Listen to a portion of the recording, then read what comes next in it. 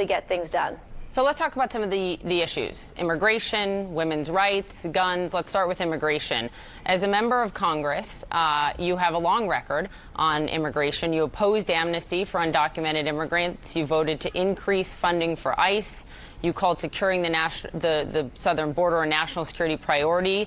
At one point, you posted that English should be the official language of the United States, and I know that you've backed away from all of those positions, so much so that you raised your hand in the last debate when asked if crossing the border as an undocumented migrant should no longer be illegal.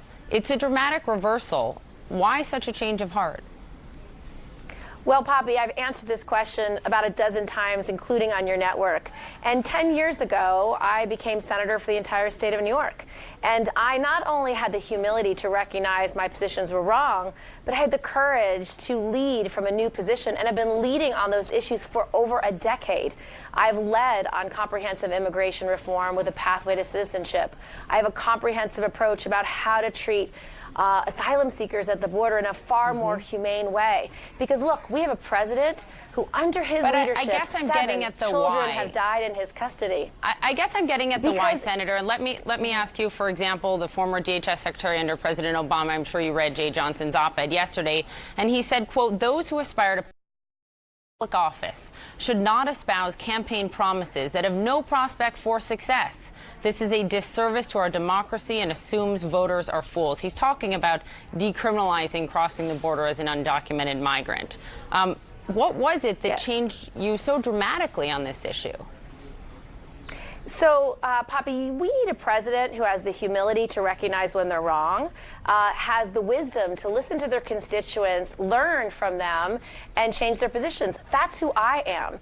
And I have the courage to actually lead from a better position and have been doing so for over a decade. This isn't a new campaign perspective. This is something I've been fighting for as a U.S. Senator for 10 years and winning. The thing that I do is I bring people together to get things done and to make a difference. I do not think we should criminalize children and parents coming across the border who are seeking asylum. They need our help. Our country is stronger because of immigration. It is not weaker.